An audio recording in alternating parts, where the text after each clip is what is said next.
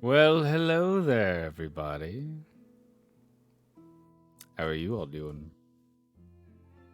I hope you're doing well on this Wednesday, a 420 Wednesday.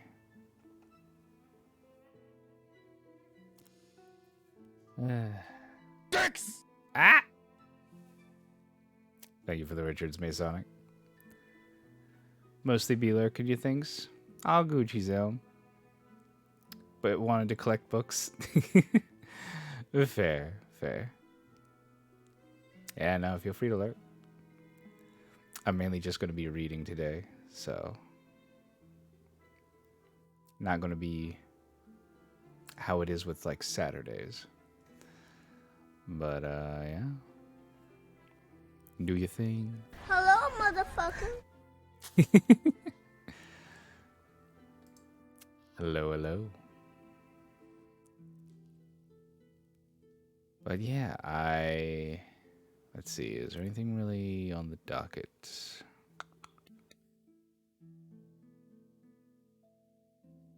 Not that I can really think of.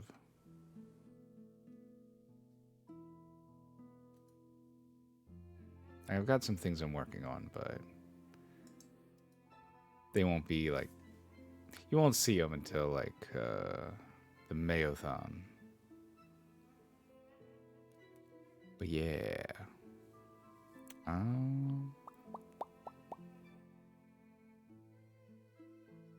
Yeah, I think that. Yeah, I really don't have anything. As far as like things to talk about outside of the book. But yeah, with I guess without further ado, let's get into it. So,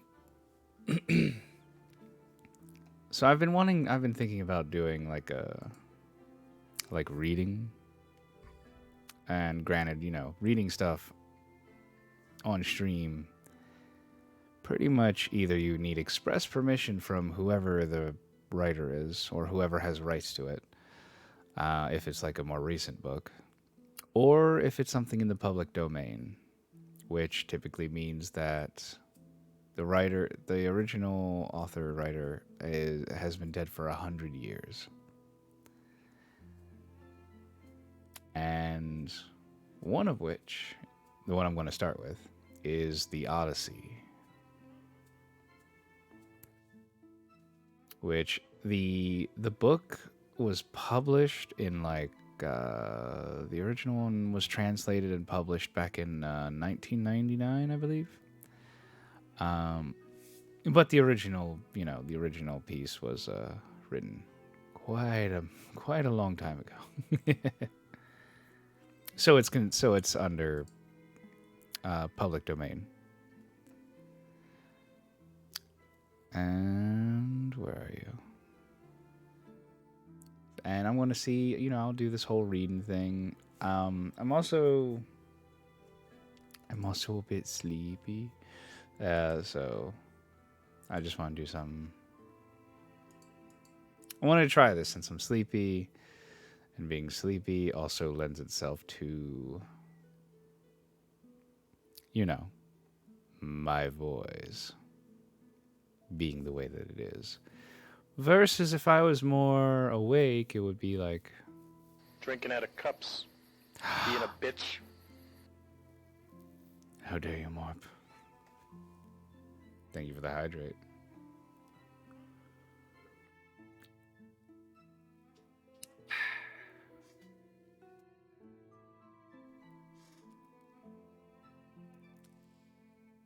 I forgot to put my pants on. Good thing the camera's up here.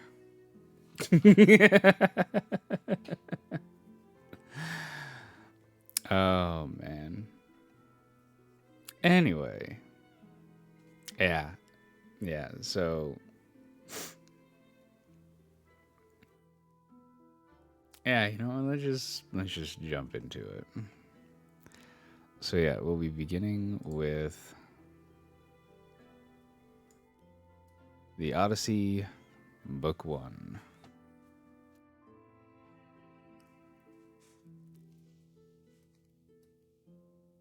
So yeah, Book 1. Tell me, O Muse, of that ingenious hero who traveled far and wide after he had sacked the famous town of Troy. Many cities did he visit, and many were the nations with whose manners and customs he was acquainted. Moreover, he suffered much by sea while trying to save his own life and bring his men safely home. But do what he might could not save his men, for they perished through their own sheer folly in eating the cattle of the sun god Hyperion. So the sun god prevented them from ever reaching home. Tell me, too, about all these things, O daughter of Jove, from whatsoever source you may know them. So now all who escaped death in battle or by shipwreck had got safely home except Ulysses, and he, though he was longing to return to his wife and country, was detained by the goddess Calypso, who had got him into a large cave and wanted to marry him. But as years went by, there came a time when the gods settled that he should go back to Ithaca. Even then, however, when he was among his own people, his troubles were not yet over. Nevertheless, all the gods had now begun to pity him except Neptune, who still persecuted him without ceasing and would not let him get home. Now Neptune had gone off to the Ethiopians, who are at the world's end, and lie in two halves, the one looking west and the other east. He had gone there to accept a hecatomb of sheep and oxen, and was enjoying himself at his festival. But the other gods met in the house of Olympian Jove, and the sire of gods and men spoke first. At that moment he was thinking of Aegisthus, who had been killed by Agamemnon's son, Orestes. So he said to the other gods, "See now how men lay blame upon us gods for what is after all nothing but their own folly. Look at Aegisthus. He must needs make love to Agamemnon's wife unrighteously, and then kill Agamemnon, though he knew it would be the death of him. For I sent Mercury to warn him not to do either of those things, inasmuch as Orestes would be sure to take his revenge when he grew up and wanted to return home. Mercury told him this in all good will, but he would not listen, and now he has paid for everything in full." Then Minerva said, "Father, son of Saturn, king of kings, it served Aegisthus right, and so would anyone else who does as he did. But Aegisthus is neither here nor there. It is for Ulysses that my heart bleeds. When I think of his sufferings in that lonely sea-girt island, far away, poor man, from all his friends. It is an island covered with forest, in the very middle of the sea, and a goddess lives there, daughter of the magician Atlas, who looks after the bottom of the ocean and carries the great columns that keep heaven and earth asunder. This daughter of Atlas has got hold of poor unhappy Ulysses, and keeps trying by every kind of blandishment to make him forget his home, so that he is tired of life and thinks of nothing but how he may once more see the smoke of his own chimneys. You, sir, take no heed of this, and yet when Ulysses was before Troy, did he not propitiate, that's a new word, you with many a burnt sacrifice? Why then should Drinking you... out of cups. Drinking out of cups. Drinking out of cups. Being a bitch. The PSM must hydrate. Thank you, Masonic.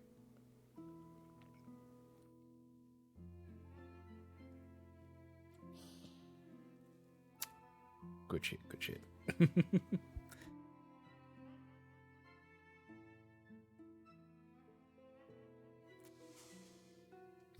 Let's see. And propitiate you with many a burnt sacrifice? Why then should you keep on being so angry with him? And Jove said, "My child, what are you talking about? How can I forget Ulysses, than whom there is no more capable man on earth, nor more liberal in his offerings to the immortal gods that live in heaven? Bear in mind, however, that Neptune is still furious with Ulysses for having blinded an eye of Polyphemus, king of the Cyclops. Polyphemus is son to Neptune by the nymph Thusa, daughter to the sea king Phorcys. Therefore, though he will not kill Ulysses outright, he torments him by preventing him from getting home. Still, let us lay our heads together and see how we can help him to return. Neptune will then be pacified, for if we are all of a mind, he can hardly stand out against us." And Minerva said, oh wait. Yeah, never mind. I'm just like, wait, I saw this before. And Minerva said, "Father, son of Saturn, king of kings, if then the gods now mean that Ulysses should get home, we should first send Mercury to the Ogygian, I'm gonna go with it, island to tell Calypso that we have made up our minds and that he is to return. In the meantime, I will go to Ithaca to put heart into Ulysses' son Telemachus. I will embolden him to call the Achaeans in assembly and speak out to the suitors of his mother Penelope, who persist in eating up any number of his sheep and oxen. I will also conduct him to Sparta and to Pylos, to see if he can hear anything about the return of his dear father, for this will make people speak well of him." So saying, she bound on her glittering golden sandals, imperishable. If you got perishable sandals, I got some words for you. Get new shoes.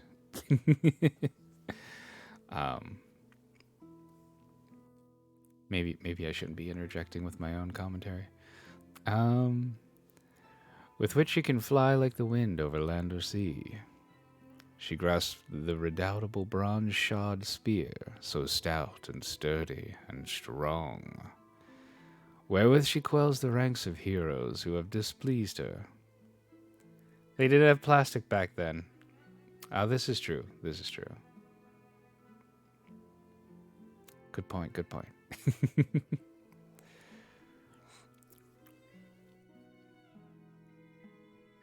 And down she darted from the topmost summits of Olympus, whereon forthwith she was in Ithaca and the gateway of Ulysses' home, disguised as a visitor, Mentis, chief of the Taphians, and she held a bronze spear in her hand. There she found the lordly suitors seated on hides of the oxen which they had killed and eaten, and playing draughts in front of the house.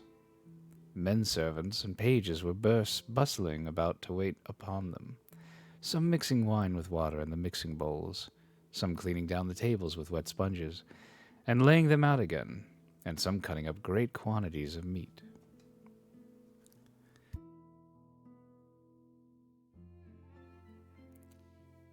Telemachus saw her long before anyone else did. He was sitting moodily among the suitors, thinking about his brave father, and how he would send them flying out of the house if he were to come to his own again and be honored as in days gone by. Thus brooding as he sat among them, he caught sight of Minerva and went straight to the gate, for he was vexed that a stranger should be kept waiting for admittance. He took her right hand in his own and bade her give him her spear. "Welcome," said he, "to our house, and when you have partaken of food, you shall tell us what you have come for." He led the way as he spoke, and Minerva followed him. When they were within, he took her spear and set it in the spear stand against a strong bearing post, along with the many other spears of his unhappy father, and he conducted her to a richly decorated seat, under which he threw a cloth of damask. There was a footstool also for her feet, and he set another seat near her for himself, away from the suitors, that she might not be annoyed while eating by their noise and insolence. "Your arrogance!" Anyway, no. Ignore that. And that he might ask her more freely about his father. A maidservant then brought them water in a beautiful golden ewer, and poured it into a silver basin for them to wash their hands, and she drew a clean table beside them. An upper servant brought them bread, and offered them many good things of what there were in the house. The carver fetched them plates of all manner of meats, and set up cups of gold by their side. And a manservant brought them wine, and poured it out for them. Then the suitors came in, and took their places on the benches and seats. Forthwith men servants poured water over their hands. Maids went round with the bread Drinking baskets. out of cups. Being a bitch. Betrayal by Masonic. Thank you for the hydrate.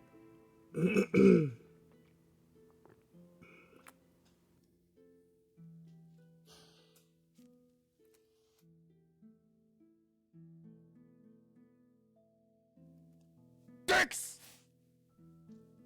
And now the Richards. Let's see. Where was I?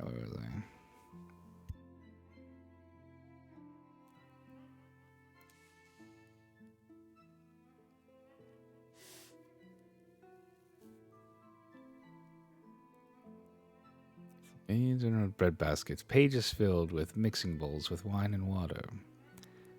And they laid their hands upon the good things that were before them.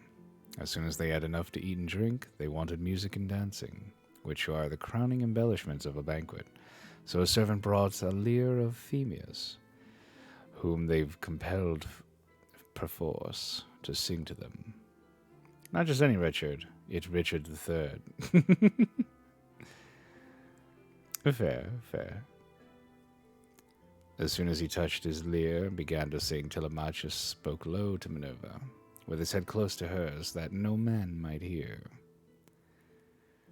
"I hope, sir," said he, "that you will not be offended with what I am going to say, Singing comes cheap to those who do not pay for it, and all this is done at the cost of one whose bones lie rotting in some wilderness or grinding to powder in the surf. If these men were to see my father come back to Ithaca, they would pray for longer legs rather than a longer purse, for money would not serve them. But he, alas, has fallen on an ill fate, and even when people do sometimes say that he is coming, we no longer heed them. We shall never see him again. My horse, my kingdom for a horse. I know that's a reference to something, but I don't know it offhand.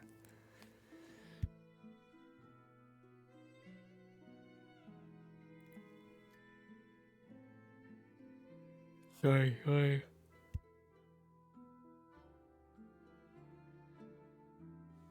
Blah. Don't know why I'm yawning already. I mean, I'm tired. Meh. Anyway. And now, sir, tell me, and tell me true, who you are and where you come from. Tell me of your town and parents, what manner of ship you came in, how your crew brought you to Ithaca, and of what nation they declare themselves to be, for you cannot have come by land. Tell me also truly, for I want to know. Are you a stranger to this house, or have you been here in my father's time? In the old days, we had many visitors, for my father went about much himself.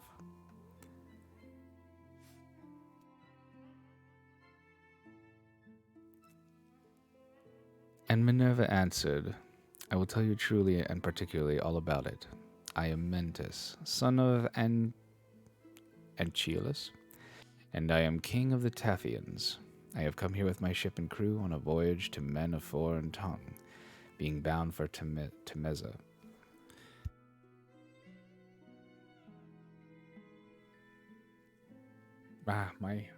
Hold up. No, you're...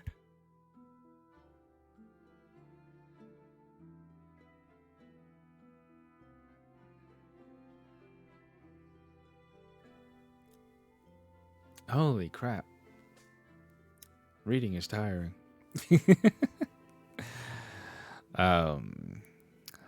Yeah, on a voyage to men of a foreign tongue, being bound for Temesa, with a cargo of iron, and I shall bring back copper. As for my ship, it lies over yonder, off the open country, away from the town, in the harbor of Retheron, under the wooded mountain, Neritum. Reading making you sleepy? I mean, to be fair, I'm sleepy already. But, I don't know, maybe my... maybe the bassiness of my own voice is lulling me to sleep. Like, just the gentle hum vibrations of me talking is just enough to make my body go, yes, you're getting sleepy. Kind of like those vibrating recliners kind of thing, you know?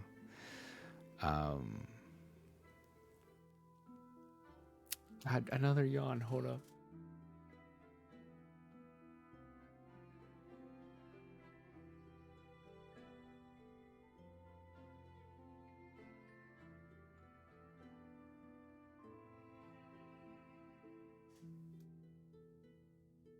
Oh my god. Sure.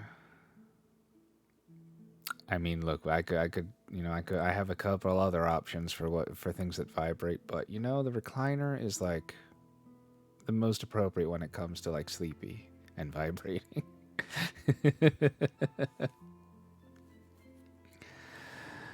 Anyway,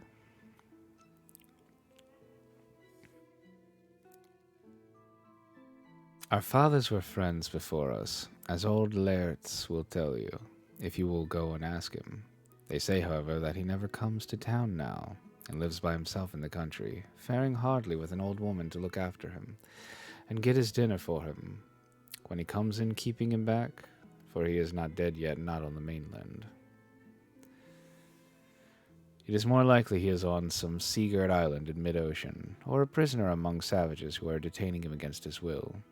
I am no prophet, and know very little about omens, but I speak as it is borne in upon me from heaven, and assure you that he will not be away much longer. For he is a man of such resource that even though he were in chains of iron, he would find some means of getting home again. But tell me, and tell me true, can Ulysses really have such a fine-looking fellow for a son? You are indeed wonderfully like him about the head and the eyes, for we were close friends before he set sail for Troy, where the flower of all the Argives went also. Since that time, we have never either of us seen the other. My mother. Mother? No. My mother, answered Telemachus, tells me I am a son to Ulysses, but it is a wise child that knows his own father. Would that I were son to one who had grown old upon his own estates, for, since you ask me, there is no more ill-starred man under heaven than he who will they tell me is my father. And Minerva said, there is no fear of your race dying out yet, while Penelope is such a fine son as you are. But tell me, and tell me true, what is the meaning of all this feasting, and who are these people? What is it all about? Have you some banquet, or is there a wedding in the family? For no one seems to be bringing any provisions of his own. And the guests, how atrociously they are behaving. What riot they make over the whole house. It is enough to disgust any respectable person who comes near them. Sir, said Telemachus, as regards your question, so long as my father was here, it was well with us and with the house, but the gods in their displeasure have willed it otherwise, and have hidden him away more closely than mortal man was ever yet hidden. I could have borne it better even though he were dead, if he had fallen with his men before Troy, or had died with friends around him when the days of his fighting were done. For the Achaeans would have built a mound over his ashes, and I should have myself have been there to his renown. But now the storm winds have spirited him away, we know not whither. He is gone without leaving so much as a trace behind him, and I had heard nothing but dismay. Nor does the matter end simply with grief for the loss of my father. Heaven has laid sorrows upon me of yet another kind, for the chiefs from all our islands, Dulichium, Same, and the woodland island of Zacynthus, as also all the principal men of Ithaca itself, are eating up my house under the pretext of paying their court to my mother, who will neither point blank say that she will not marry, nor yet bring matters to an end. So they are making a havoc of my estate, and before long will do so also with myself. Is that so? Exclaimed Minerva. Then you do indeed want Ulysses home again. Give him this helmet, shield, and a couple of lances, and if he is the man he was when I first knew him in our house, drinking and making merry, he would soon lay his hands upon these rascally suitors, were he to stand once more upon his own threshold. He was then coming from Ephyra, where he had been to beg poison for his arrows from Illis. Not Illis, Illis, Ilus, son of Murmurus. Oh, it's going to be weird. There's Illis in this. Or I could call it Ilus. I'm going to call him Ilus, just so there's no confusion. Or, like self-insertion, if you know what I mean. Ilus feared the ever-living gods and would not give him any, but my father let him have some, for he was very fond of him. If Ulysses is the man he then was, these suitors will have a short shrift and a sorry wedding. Hold up.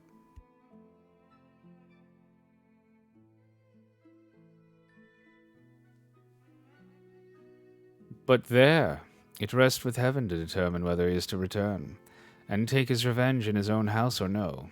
I would, however, urge you to set about trying to get rid of these suitors at once. Take my advice. Call the Achaean heroes in assembly tomorrow morning. Lay your case before them, and call heaven to bear you witness. Bid the suitors take themselves off, each to his own place, and if your mother's mind is set on marrying again, let her go back to her father, who will find her a husband and provide her with all the marriage gifts that so dear a daughter may expect. As for yourself, let me prevail upon you to take the best ship you can get, with a crew of 20 men, and go in quest of your father, who has so long been missing. Someone may tell you something, or some heaven-sent message may direct you. First go to Pylos and ask Nestor. Thence go on to Sparta and visit Menelaus, that sounds good. For he got home last of all the Achaeans. If you hear that your father is alive and on his way home, you can put up with the waste these suitors will make for yet another 12 months. If, on the other hand, you hear of his death, come home at once, celebrate his funeral rites with all due pomp, build a barrow to his memory, and make your mother marry again. Then, having done all this, think it well over in your mind how, by fair means or foul, you may kill these suitors in your own house. You are too old to plead infancy any longer. Have you not heard how people are singing Orestes' praise for having killed his father's murderer at Aegisthus? You are a fine, smart-looking fellow. Show your mettle, then, and make yourself a name in story. Now, however, I must go back to my ship and to my crew, who will be impatient if I keep them waiting any longer. Think the matter over for yourself, and remember what I have said to you. Sir, answered Telemachus, it has been very kind of you to talk to me in this way, as though I were your own son, and I will do all you tell me. I know you want to be getting on with your own voyage, but stay a little longer till you have taken a bath and refreshed yourself. I will then give you a present, and you shall go on your way rejoicing. I will give you one of great beauty and value, a keepsake such as only dear friends give to one another. Minerva answered, Do not try to keep me, for I would be on my way at once. As for any present you may be disposed to make me, keep it till I come again, and I will take it home with me. You shall give me a very good one, and I will give you one of no less value in return. With these words she flew away like a bird into the air, but she had given Telemachus courage, and had made him think more than ever about his father. He felt the change, wondered at it, and knew that the stranger had been a god, so he went straight to where the suitors were sitting. Phemius was still singing, and his hearers sat wrapped in silence as he told the sad tale of the return from Troy, and the ills Minerva had laid upon the Achaeans. Penelope, daughter of Icarius, heard his song from her room upstairs, and came down by the great staircase, not alone, but attended by 2 of her handmaids. When she reached the suitors, she stood by one of them bearing posts that supported the roof of the cloisters, with a staid maiden on either side of her. She held a veil, moreover, before her face, and was weeping bitterly. Phemius, she cried, you know many other feats of gods and heroes, such as poets love to celebrate. Sing the suitors some one of these, and let them drink their wine in silence. But cease this sad tale, for it breaks my sorrowful heart, and reminds me of my lost husband, who I mourn ever without ceasing, and whose name was great over all Hellas and Middle Argos. Mother, answered Telemachus, let the bard sing what he has a mind to. Bards do not make the ills they sing of. It is Jove, not they, who makes them, and who sends weal or woe upon mankind according to his own good pleasure. This fellow means no harm by singing the ill-fated return of the Danaans, for people always applaud the latest songs most warmly. Make up your mind to it and bear it. Ulysses is not the only man who never came back from Troy, but many other went down as well as he. Go, then, within the house and busy yourself with your daily duties. Your room, your distaff, and the ordering of your servants. For speech is man's matter, mine above all others. For it is I who am master here. Goddamn Telemachus. Fucking shit, dog. Happy lurking Ein. Thanks for coming by. She went wandering back into the house, and laid her sons saying in her heart. Then, going upstairs with her handmaids into her room, she mourned her dear husband till Minerva shed sweet sleep over her eyes. But the suitors were clamorous throughout the covered cloisters, and prayed each one that he might be her bedfellow. A bunch of thirsty bitches.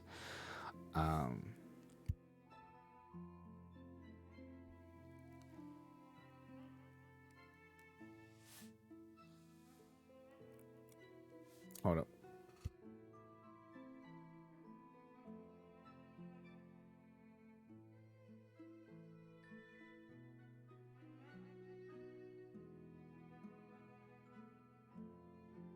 Okay. Then Telemachus spoke. Shameless, he cried, and insolent suitors, let us feast at our pleasure now, and let there be no brawling. For it is a rare thing to hear a man with such a divine voice as Phemius has. But in the morning meet me in full assembly, that I may give you a formal notice to depart, and feast at one another's houses, turn and turn about, at your own cost. If, on the other hand, you choose to persist in sponging upon one man, heaven help me, but Jove shall reckon you in full. And when you fall in my father's house, there shall be no man to avenge you. The suitors bit their lips as they heard him, and marveled at the boldness of his speech. Then Antinous, son of Eupeithus? Eupeithus? Yeah, we'll go with that. Said, the gods seem to have given you lessons in bluster and tall talking. May Jove never grant you to be chief in Ithaca, as your father was before you. Telemachus answered, Antinous, do not chide with me, but God willing, I will be chief too if I can. Is this the worst face you can think of for me? It is no bad thing to be a chief, for it brings both riches and honor. Still, now that Ulysses is dead, there are many great men in Ithaca, both old and young, and some other may take the lead among them. Nevertheless, I will be chief in my own house, and will rule those whom Ulysses has won from me. Then Eurymachus, son of Polybus, answered, It rests with heaven to decide who shall be chief among us. But you shall be master in your own house and over your own possessions. No one, while there is a man in Ithaca, shall do you violence nor rob you. And now, my good fellow, I want to know about this stranger. What country does he come from? Of what family is he? And where is his estate? Has he brought you news about the return of your father? Or was he on business of his own? He seemed a well-to-do man, but he hurried off so suddenly that he was gone in a moment before we could get to know him. My father is dead and gone, answered Telemachus. And even if some rumor reaches me, I put no more faith in it now. My mother does indeed sometimes send for a soothsayer and question him, but I give his prophesyings no heed. As for the stranger, he was Mentis, son of Anchialus, chief of the Taphians, an old friend of my father's, but in his heart he knew that it had been the goddess. The suitors then returned to their singing and dancing until the evening, but when night fell upon their pleasuring, they went home to bed, each in his own abode. Telemachus' room was high up in a tower that looked on to the outer court. Hither then he hied, brooding and full of thought. A good old woman, Euryclea, daughter of Ops, the son of Pisanor. I have no idea how to say that. Pisner. I'm going to go with Pisner. Went before him with a couple of blazing torches. Laertes had bought her with his own money when she was quite young. He gave the worth of 20 oxen for her, and shewed as much respect to her and his household as he did to his own wedded wife. But he did not take her into his bed, for he feared his wife's resentment. She it was who now lighted Telemachus to his room, and she loved him better than any of the other women in the house did, for she had nursed him when he was a baby. He opened the door of his bedroom and sat down upon the bed. As he took off his shirt, he gave it to the good old woman, who folded it tidily up and hung it for him over a peg by his bedside. After which he went out, pulled the door to by a silver catch, and drew the bolt home by means of the strap. But Telemachus, as he lay covered with a woolen fleece, kept thinking all night through of his intended voyage, and of the counsel that Minerva had given him. Completion of Book 1. There's like 23 more. Give me a sec.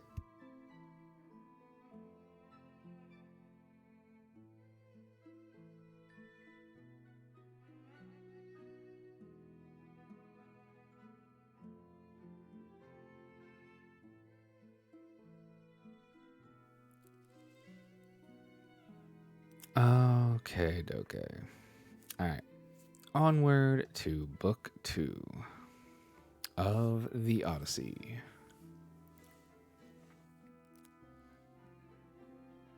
Now when the child of morning, rosy-fingered dawn, appeared, Telemachus rose and dressed himself.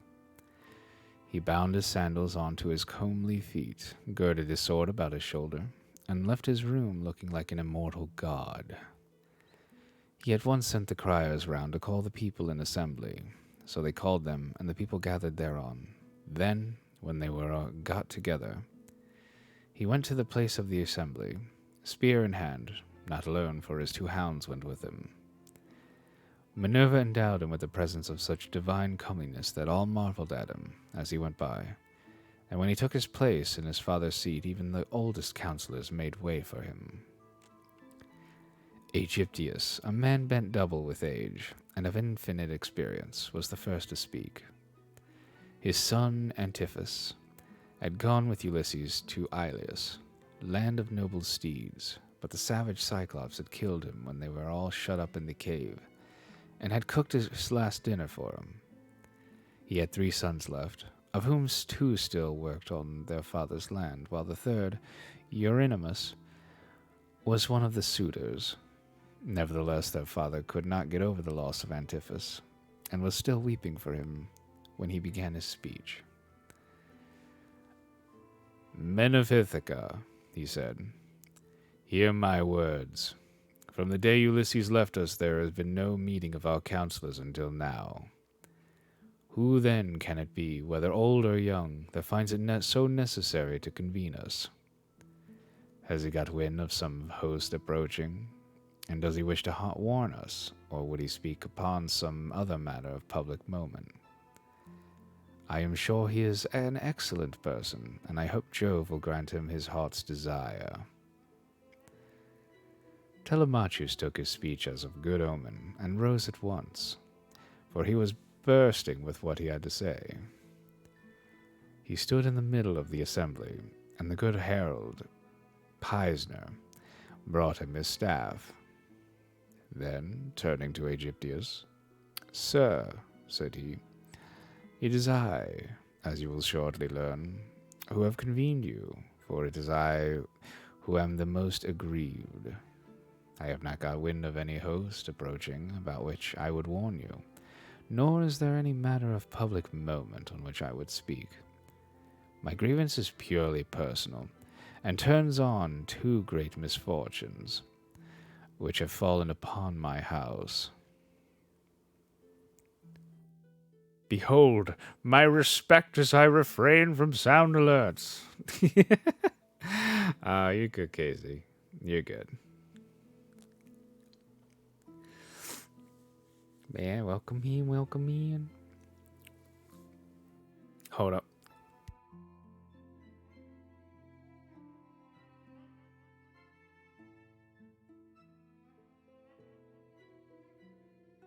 Oh, man. Anyway. let's see. Uh, purely personal, yada yada. The first of these is the loss of my excellent father, who was chief among all of you here present, and was like a father to every one of you. The second is much more serious. Hold up.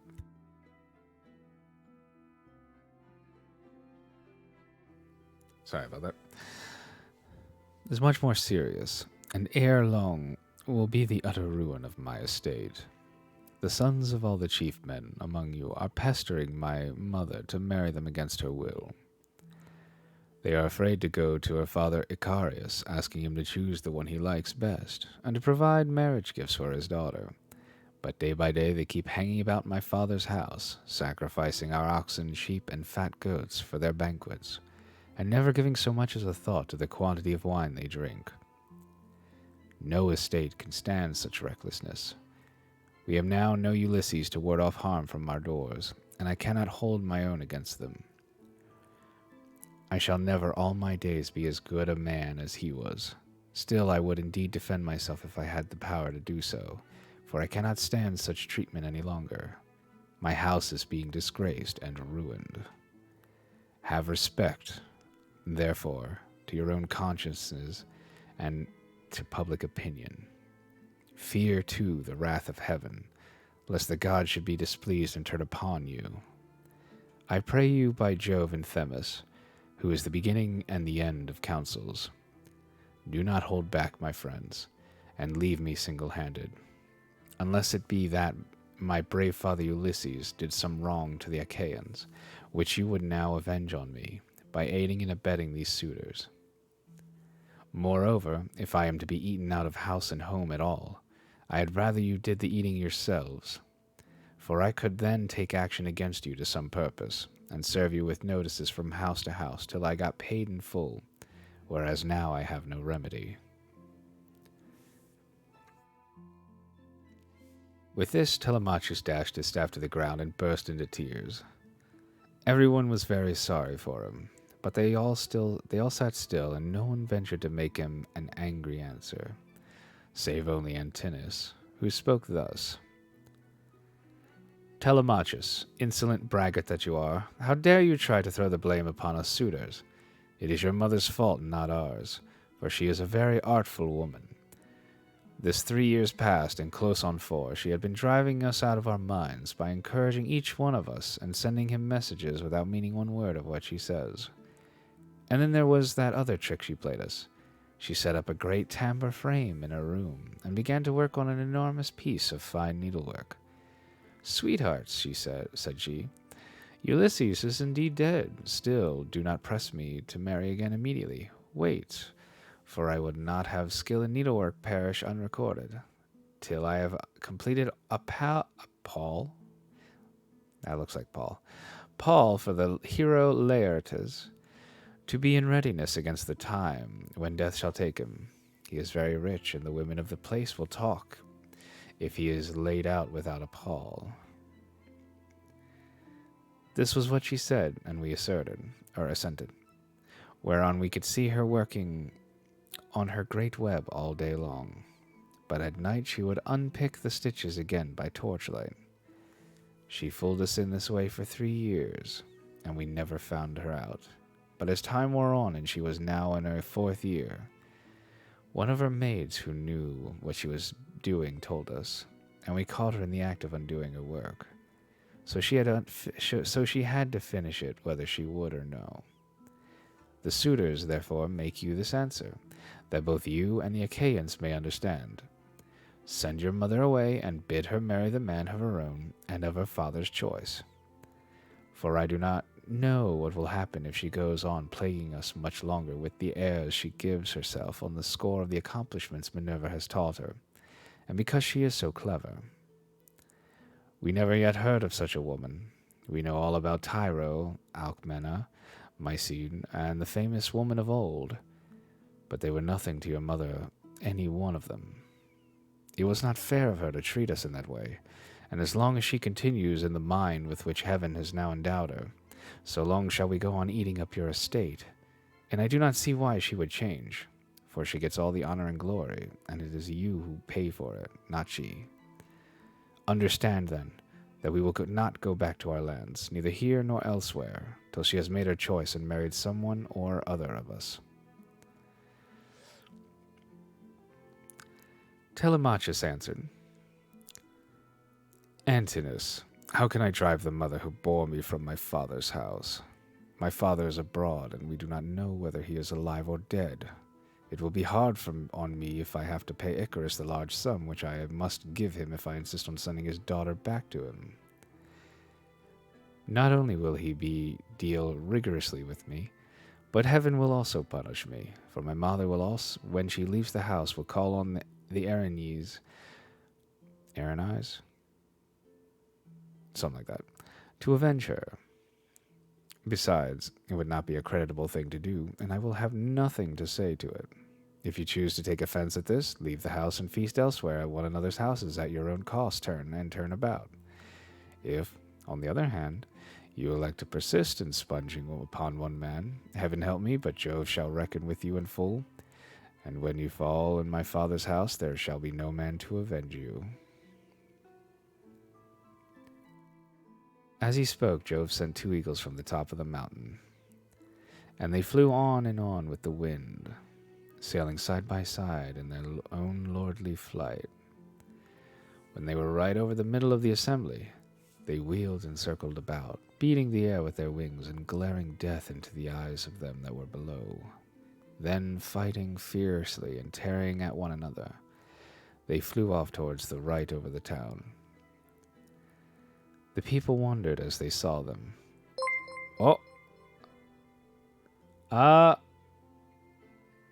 Hello, everybody. Medium raid, charge. Here comes the angels. It's a miracle. We'll smite the bad vibes. Aww. Hello there, Ezratel. Can we get a shout out for Ezratel? Hello, everyone. Welcome in, raiders. I am Illis, a comfy lich who... mostly comfy, occasional chaos lich.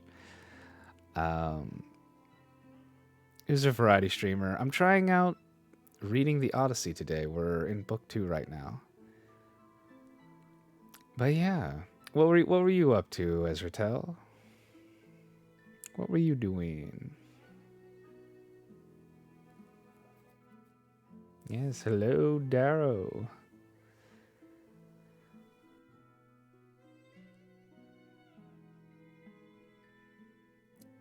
I'll give it a minute. Yeah. What were you doing? Also, 43, that's the biggest raid I've ever gotten. Usually do horror reading ASMR, but tonight was a cozy trigger night. Okay. I see. I don't... thank you for the follow, DJ. You are now a guest of the study. Please enjoy the vibes.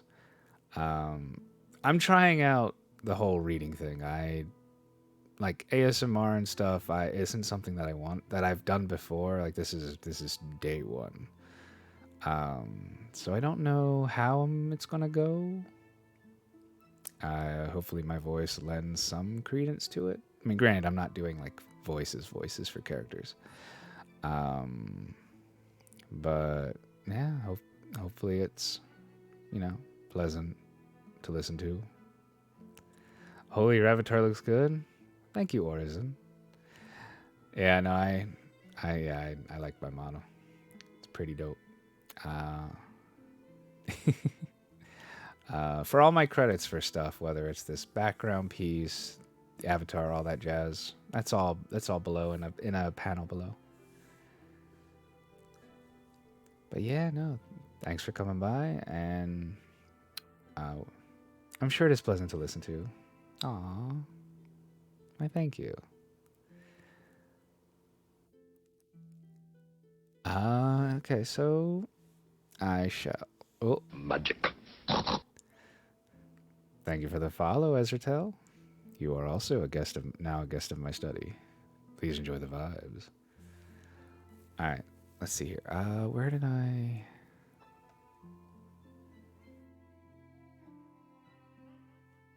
Where did I end up here? Yeah, we're on book 2 of the Odyssey. Magic. Thank you for the follow, Andy. You are also a guest of the study. Please enjoy the vibes. Let's see, where did I start? Magic. Ah! So many. The real sniper scopes. Thank you for the follow. Please enjoy the vibes.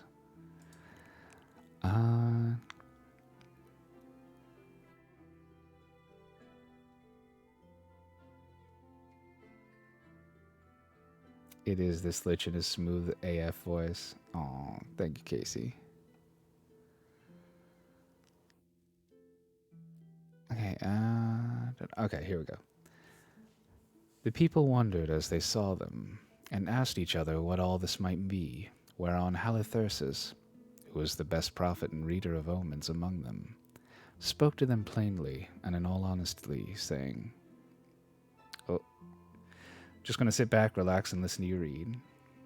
All Gucci. Thank you for just vibing. Yeah, feel free to lurk, and if you got something going on, go ahead and do your thing."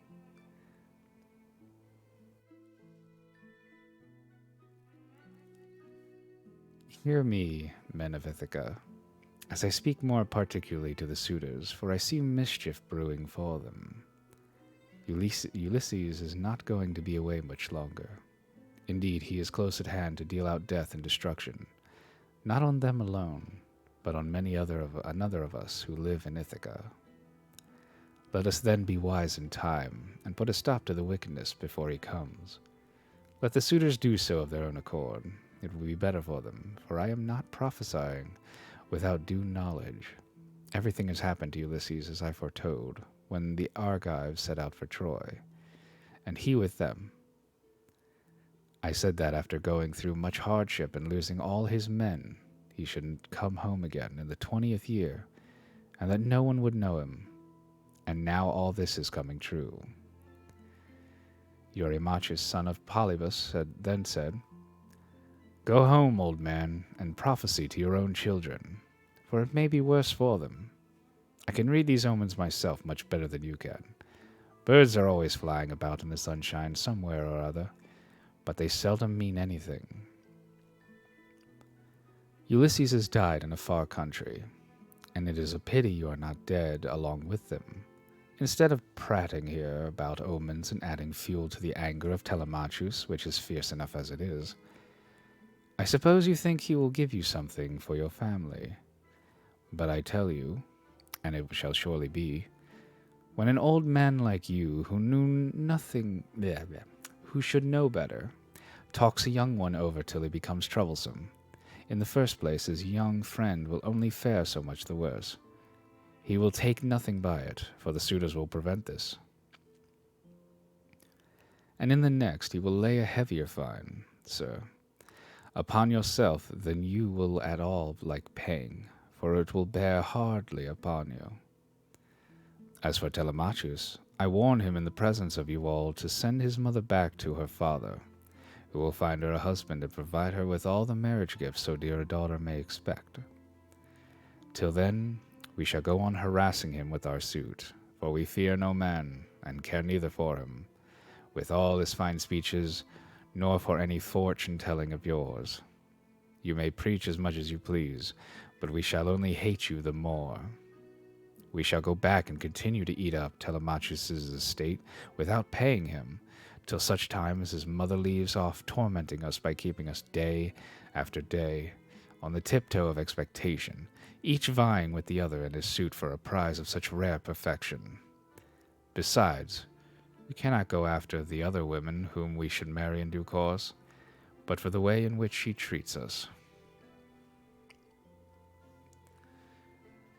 Then Telemachus said, "Eurymachus, and you other suitors, I shall say no more, and entreat you no further, For the gods and the people of Ithaca now know my story. Give me, then, a ship and a crew of 20 men to take me hither and thither. Hold up, I need some water. Blah.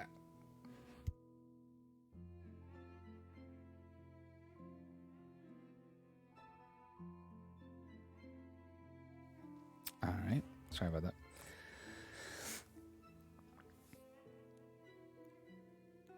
Hither and thither, and I will go to Sparta and to Pylos in quest of my father who has so long been missing. Someone may tell me something, and people often hear things in this way, some heaven-sent message may direct me. If I can hear of him as alive and on his way home, I will put up with the waste you suitors will make for yet another 12 months. If, on the other hand, I hear of his death, I will return at once, celebrate his funeral rites with all due pomp, build a barrow to his memory, and make my mother marry again.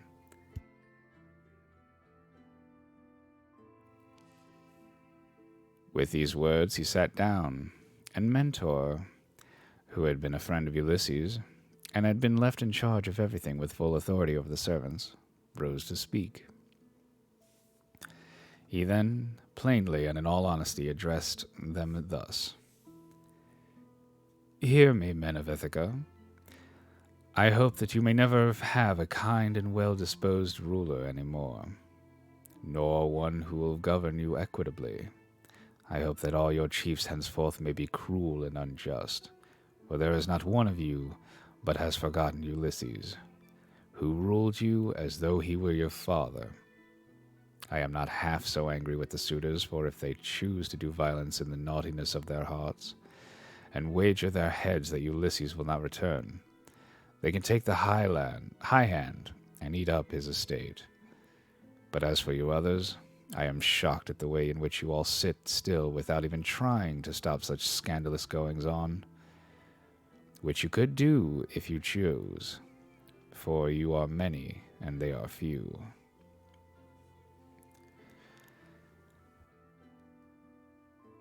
Leocritus, son of Evenor, answered him, saying, Mentor, what folly is all this, that you should set the people to stay us? It is a hard thing for one man to fight with many about his victuals. Even though Ulysses himself were to set upon us while we are feasting in his house, and do his best to oust us, his wife, who wants him back so very badly, would have small cause for rejoicing, and his blood would be upon his own head if he fought against such great odds.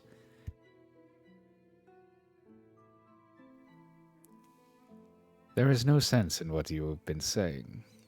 Now, therefore, do you people go about your business, and let his father's old friends, Mentor and Halitherses, speed this boy on his journey, if he goes at all, which I do not think he will, for he is more likely to stay where he is, till someone comes and tells him something. Hold up a sec.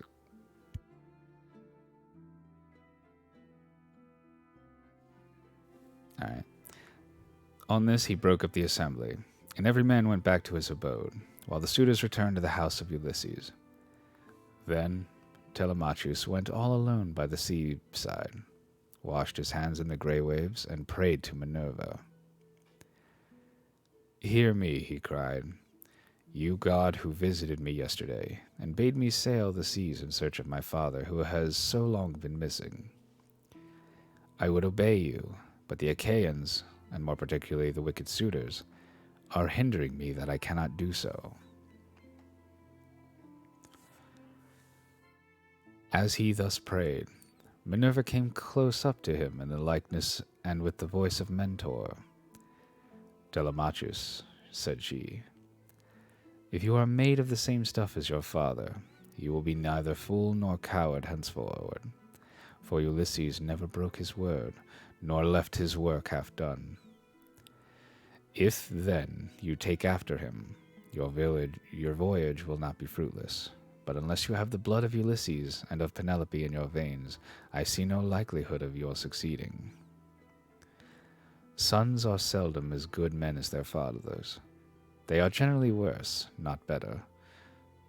Still, as long as you are not going to be either fool or coward henceforward, and you are not entirely without some share of your father's wise discernment, I look with hope upon your undertaking.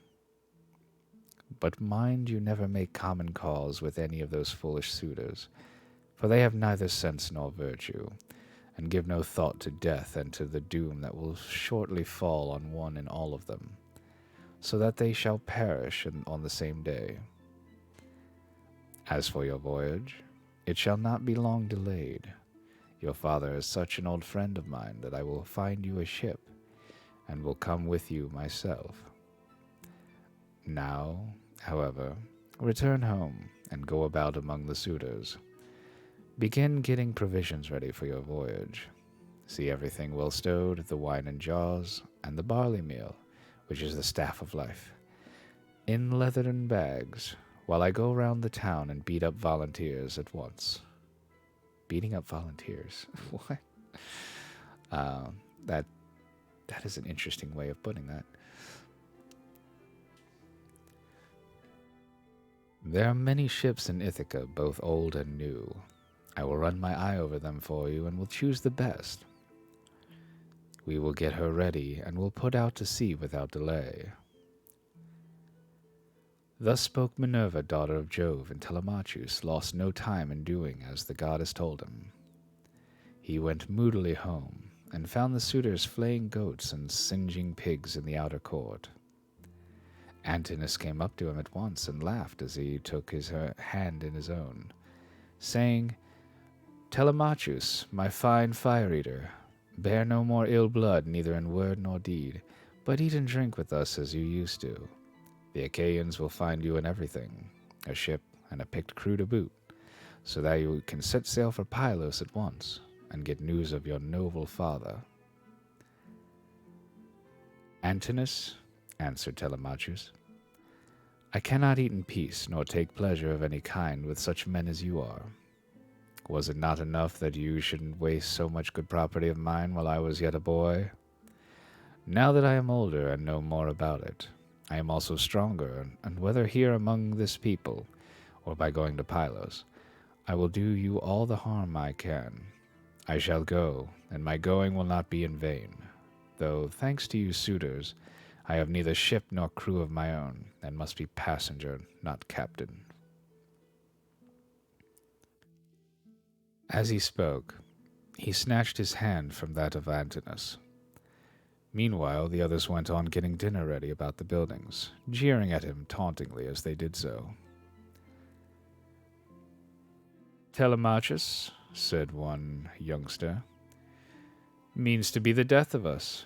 I suppose he thinks that he can bring friends to help him from Pylos, or again from Sparta, where he seems bent on going. Or will he go to Ephyra as well, for poison to put in our wine and kill us? Another said, Perhaps if Telemachus goes on board ship, he will be like his father and perish far from his friends. In this case we should have plenty to do, for he could then divide up his property amongst us. As for the house, we can let his mother and the man who marries her have that.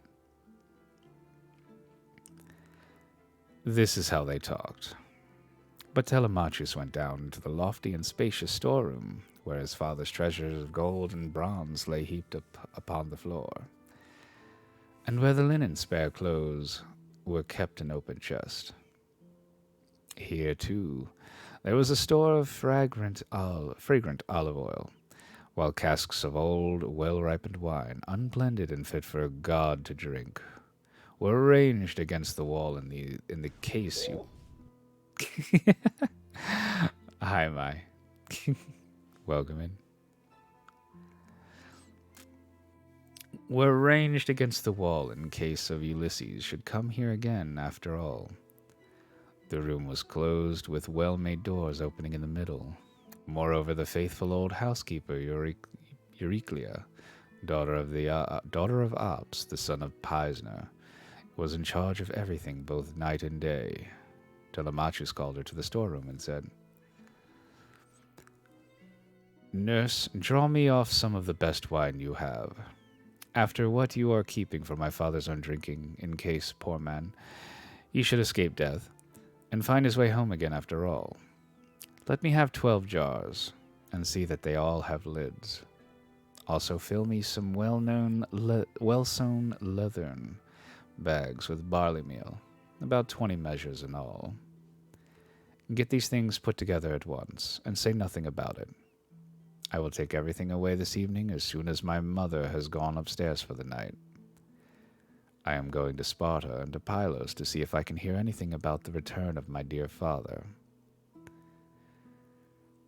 When Euryclea heard this, she began to cry, and spoke fondly to him, saying, My dear child, whatever can have put such notion as that into your head? Where in the world do you want to go? You, who are the one hope of the house.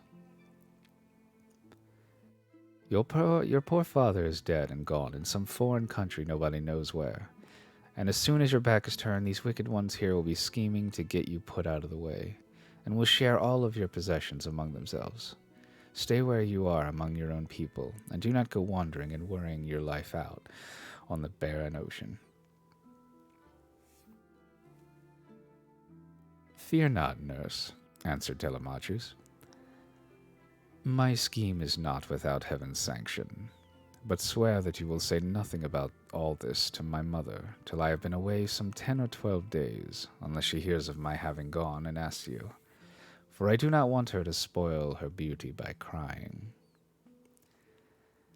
The old woman swore most solemnly that she would not, and when she had completed her oath, she began drawing off the wine into jars, and getting the barley meal into the bags, while Telemachus went back to the suitors. Then Minerva bethought her of another matter. She took his shape, and went around the town to each of the crew, telling them to meet at the ship by sundown. She went also to Nomon, sort of like a Digimon, Noamon. Anyway, son of Phronius, and asked him to let her have a ship, which he was very ready to do. When the sun had set and darkness was over all the land, she got the ship into the water, put all the tackle on board her that ships generally carry, and stationed her at the end of the harbor. Presently the crew came up, and the goddess spoke encouragingly to each of them. Furthermore, she went to the house of Ulysses, and threw the suitors into a deep slumber. She caused their drink to fuddle them, and made them drop their cups from their hands, so that instead of sitting over their wine, they went back into the town to sleep, with their eyes heavy and full of drowsiness. Then she took the form and voice of Mentor, and called Telemachus to come outside. Telemachus, said she, the men are on board and at their oars, waiting for you to give you your orders, so make haste and let us be off. On this she led the way, like Telemachus followed in her steps. When they got to the ship, they found the crew waiting by the waterside, and Telemachus said, Now, my men, help me get to the stores on board. They are all put together in the cloister, and my mom does not know anything about it, nor any of the maidservants except one. With these words, he led the way, and the others followed after. When they had brought the things as he told them, Telemachus went on board, Minerva going before him and taking her seat in the stern of the vessel, while Telemachus sat beside her. Then the men loosened the hawsers and took their places on the benches. Minerva sent them a fair wind from the west, that whistled over the deep blue waves, whereon Telemachus told them to catch hold of the ropes and hoist sail, and they did as he told them. They set the mast in its socket and the cross plank, raised it, and made it fast with the forestays. Then they hoisted their white sails aloft with ropes of twisted oxhide. As the sail bellied out with the wind, the ship flew through the deep blue water, and the foam hissed against her bows as she sped onward. Then they made all fast throughout the ship, filled the mixing bowls to the brim, and made drink offerings to the immortal gods that are from everlasting, but more particularly to the grey-eyed daughter of Jove. Thus, then, the ship sped on her way throughout the watches of the night from dark till dawn. And that'll close out book 2 of the Odyssey. Don't worry, there's like 25 of them.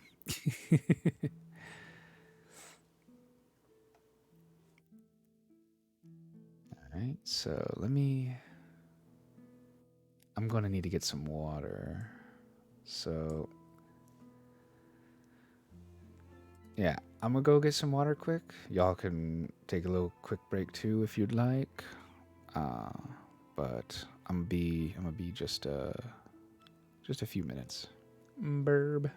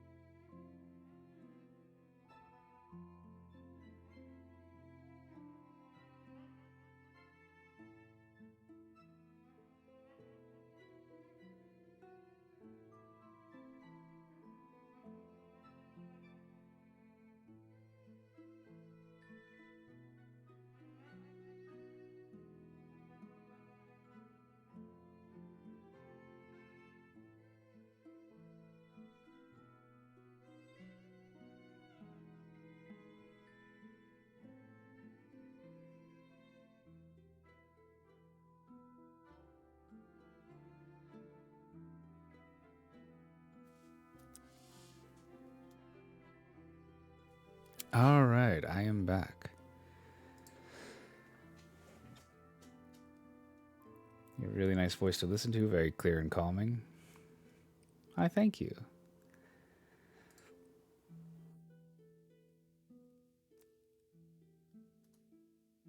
I'm not really sorry. I'm not really. The whole my voice thing is like it's a very recent thing. So it's like compliments are still kind of weird. But yeah, thank you. I'm glad you're enjoying it.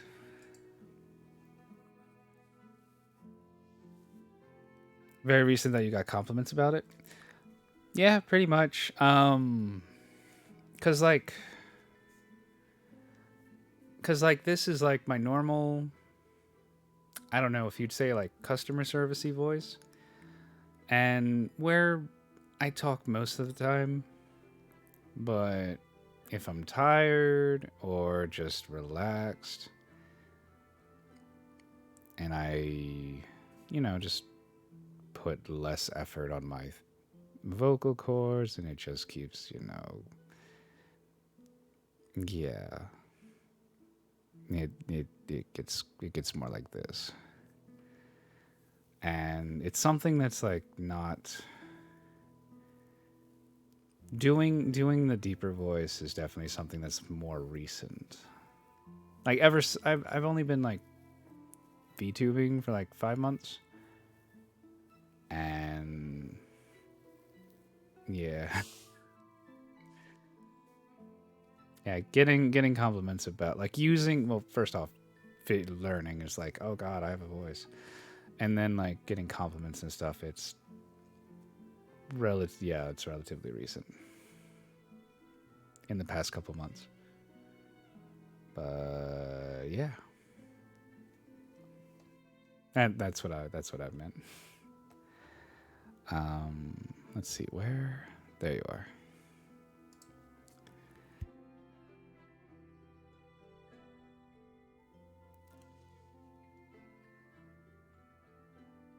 No, thank you. Hold up. Magic. Thank you for the follow, Orison. You are now a guest of the study. Please enjoy the vibes. But we will continue with Book 3 of the Odyssey. Um,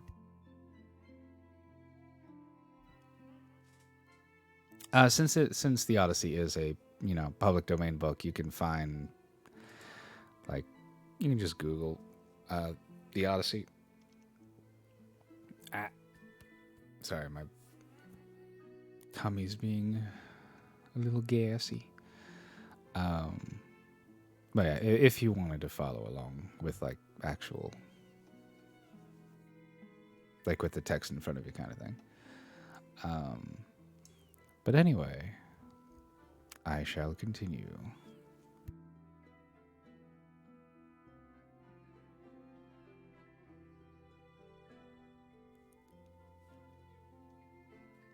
But as the sun was rising from the fair sea into the firmament of heaven to shed light on mortals and immortals, they reached Pylos, the city of Neleus. Now the people of Pylos were gathered on the seashore to offer sacrifice of black bulls to Neptune, lord of the earthquake. There were 9 guilds with 500 men in each, and there were 9 bulls to each guild. As they were eating the inward meats and burning the thigh bones on the embers in the name of Neptune, Telemachus and his crew arrived, furled their sails, and brought their ship to anchor, and went ashore. Minerva led the way, and Telemachus followed her. Presently, she said, Telemachus, you must not be in the least shy or nervous. You have taken this voyage to try and find out where your father is buried, and how he came by his end. So go straight up to Nestor, that we may see what he has got to tell us. Beg of him to speak the truth, and he will tell no lies, for he is an excellent person.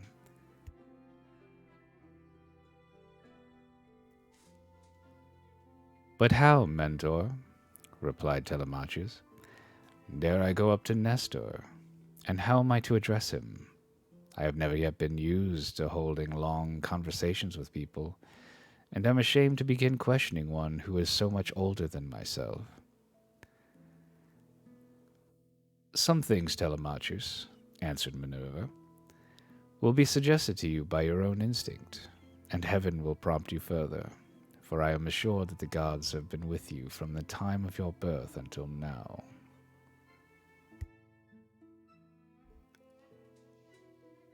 She then quickly went on, and Telemachus followed in her steps till they reached the place where the guilds of the Pylian people were assembled. There they found Nestor sitting with his sons, while his company round him were busy getting dinner ready, and putting pieces of meat onto the spits while other pieces were cooking. When they saw the strangers, they crowded around them, took them by the hand, and bade them take their places. Nestor's son, Pisistratus, at once offered his hand to each of them, and seated them on some soft sheepskin that were lying on the sands near his father and his brother Thrasymedes. Then he gave them their portions of the inward meats and poured wine for them into a golden cup, handing it to Minerva first, and saluting her at the same time. Is this the audiobook experience I subscribe to?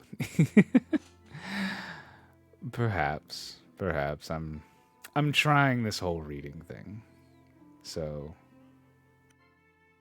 I don't know if people seem to be liking it. I might make it a thing, like consistently.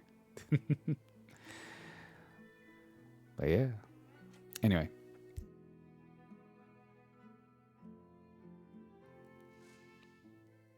But yeah, let's see. Where was I?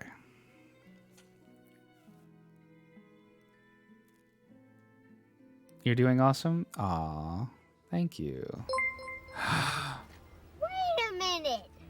Who are you? Sorry to interrupt again, X3. You're good, Mel. You're good. Thank you for the resub.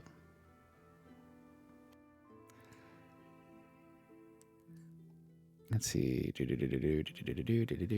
we are. Offer a prayer, sir, said he, to King Neptune, for it is his feast that you are joining. When you have duly prayed and made your drink offering, pass the cup to your friend that he may do so also. I doubt not that he too lifts his hands in prayer, for man cannot live without God in the world. Still, he is younger than you are, and is much of an age with myself, so I will give you the precedence. As he spoke, he handed her the cup. Minerva thought it very right and proper of him to have given it to herself first. She accordingly began praying heartily to Neptune. O thou, she cried, that encirclest the earth, vouchsafe to grant the prayers of thy servants that call upon thee. More especially we pray thee, send down thy grace on Nestor and on his sons. Thereafter also make the rest of the Pylian people some handsome return for the goodly hecatomb they are offering you. Lastly, grant Telemachus and myself a happy issue, in respect of the matter that has brought us in our ship to Pylos. When she had thus made an end of praying, she handed the cup to Telemachus, and he prayed likewise. By and by, when the outer meats were roasted and had been taken off the spits, the carvers gave every man his portion, and they all made an excellent dinner. As soon as they had had enough to eat and drink, Nestor, knight of Gerene, began to speak. Now, he said, that our guests have done their dinner, it will be best to ask them who they are. Who, then, sir strangers, are you? And from what port have you sailed? Are you traders? Or do you sail the seas as rovers with your hand against every man, and every man's hand against you? Telemachus answered boldly, for Minerva had given him courage to ask about his father and get himself a good name. Nestor, said he, son of Neleus, honor to the Achaean name. You ask whence we come, and I will tell you. We come from Ithaca, under Neritum, and the matter about which I would speak is of private, not public import. I seek news of my unhappy father Ulysses, who is said to have sacked the town of Troy in company with yourself. We know what fate befell each one of the other heroes who fought at Troy, but as regards Ulysses' heaven has hidden from us the knowledge even that he is dead at all, and for no one can certify us in what place he perished, nor say whether he fell in battle on the mainland, or was lost at sea amid the waves of Amphitrite. Therefore, I am suppliant at your knees. If haply you may be pleased to tell me of his melancholy end, whether you saw it with your own eyes, or heard it from some other traveler, for he was a man born to trouble. Do not soften things out of any pity for me, but tell me in all plainness exactly what you saw. If my brave father Ulysses ever did you loyal service, either by word or deed, when you Achaeans were harassed among the Trojans, bear it in mind now as in my favor, and tell me truly all. My friend, answered Nestor, you recall a time of much sorrow to my mind, for the brave Achaeans suffered much both at sea, while privateering under Achilles, and when fighting before the great city of King Priam. Our best men, all of them, fell there, Ajax, Achilles, Patroclus, peer of gods in council, and my own dear son, Antilochus, a man singularly fleet of foot and in fight valiant. But we suffered much more than this. What mortal tongue indeed could tell the story? Though you were to stay here and question me for 5 years, or even 6, I could not tell you all that the Achaeans suffered, and you would turn homeward weary of my tale before it ended. 9 long years did we try every kind of stratagem, but the hand of heaven was against us. During all this time there was no one who could compare with your father in subtlety. If indeed you are his son, I can hardly believe my eyes. And you talk just like him, too. No one would say that people of such different ages could speak so much alike. He and I never had any kind of difference from first to last, neither in camp nor council, but in singleness of heart and purpose we advised the Argives how all might be ordered for the best.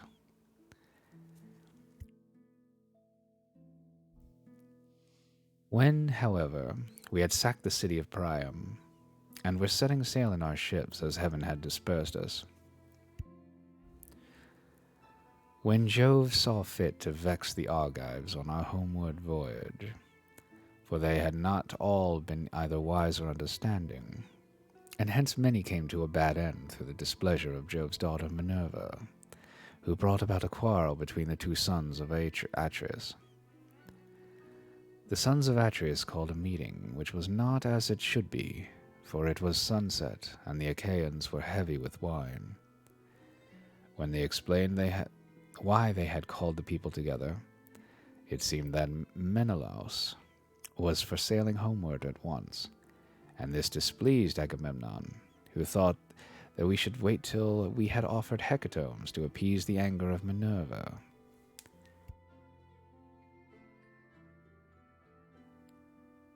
Sorry, stomach was being a little gassy again.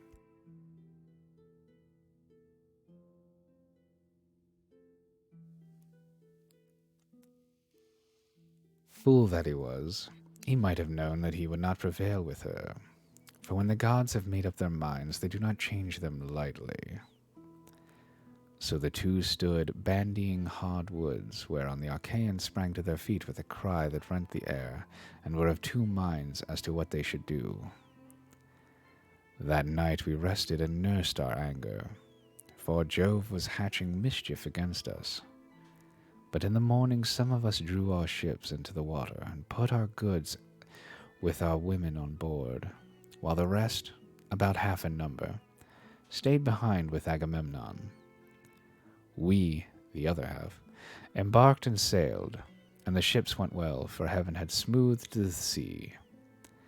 When we reached Tenedos, we offered sacrifices to the gods, for we were longing to get home. Cruel Jove, however, did not yet mean that we should do so, and raised a second quarrel, in the course of which some among us turned our ships back again, and sailed away under Ulysses to make their peace with Agamemnon. But I and all the ships that were with me pressed forward, for I saw that mischief was brewing. The son of Tydeus went on also with me, and his crews with him.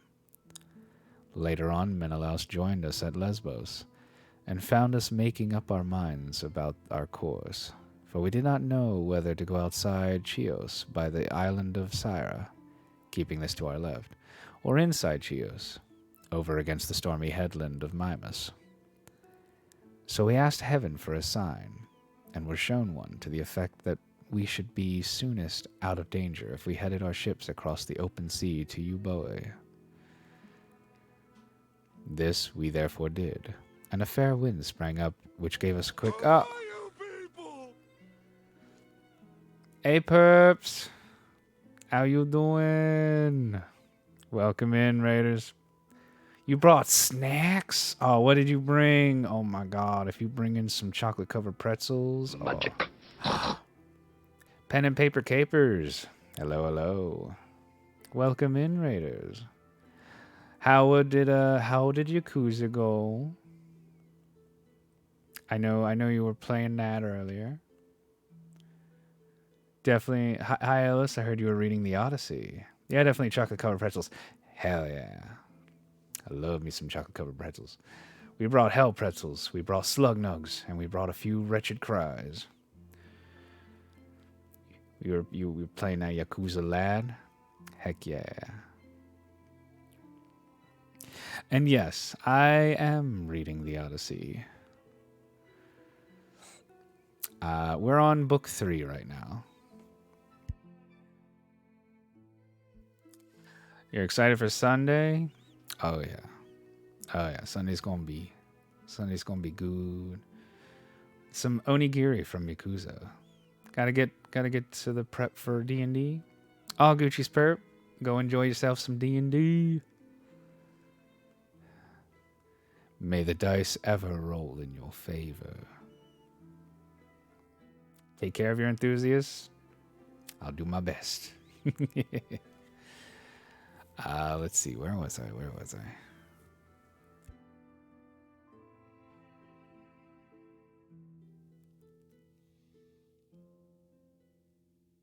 See.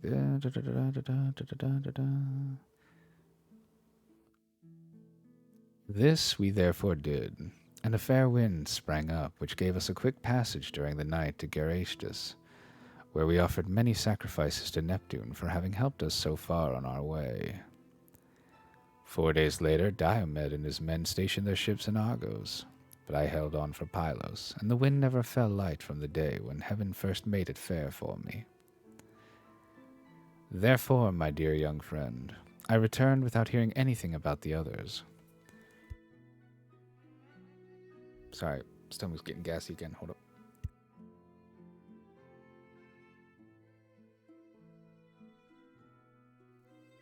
All right.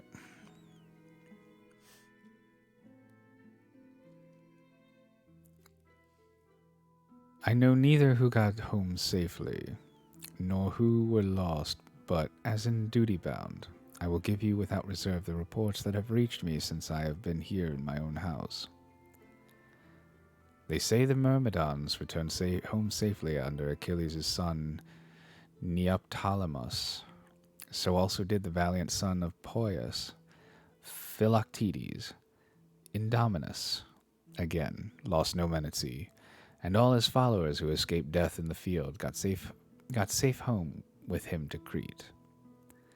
No matter how far out of this world you live, you will have heard of Agamemnon, and the bad end he came at the hands of Aegisthus, and a fearful reckoning did Aegisthus presently pay. See what a good thing it is for a man to leave a son behind him to do as Orestes did, who killed false Aegisthus, the murder of his noble father. You too, then, for you are a tall, smart-looking fellow. Show your mettle and make yourself a name in story. Nestor, son of Neleus, answered Telemachus. Honor the Achaean name. The Achaeans applaud Orestes, and his name will live through all time, for he has avenged his father nobly. Would that heaven might grant me to do like vengeance on the insolence of the wicked suitors, who are ill-treating me and plotting my ruin. But the gods have no such happiness in store for me and for my father, so we must bear it as best we may. My friend, said Nestor, now that you remind me, I remember to have heard that your mother has many suitors who are ill-disposed towards you and are making havoc of your estate. Do you submit to this tamely, or are you public feeling in the voice of heaven against you? Who knows but what Ulysses may come back after all, and pay these scoundrels in full, either single-handed or with the force of Achaeans behind him? If Minerva were to take as great a liking to you as she did to Ulysses when we were fighting before Troy, for I never yet saw the gods so openly fond of anyone as Minerva than was of your father. What if she would take as good care of you as she did of him? These wooers would soon, some of them, forget their wooing. Telemachus answered, I can expect nothing of the kind. It would be far too much to hope for. I do not let myself think of it, even though the gods themselves willed it no such good fortune could befall me. On this Minerva said, Telemachus, what are you talking about? Heaven has a long arm if it is minded to save a man. And if it were me, I should not care how much I suffered before getting home, provided I could be safe when I was once there. I would rather this than get home quickly and then be killed in my own house, as Agamemnon was by the treachery of Aegisthus and his wife. Still, death is certain, and when a man's hour is come, not even the gods can save him, no matter how fond they are of him. Mentor, answered Telemachus, do not let us talk about it any more. There is no chance of my father's ever coming back. The gods have long since counseled his destruction.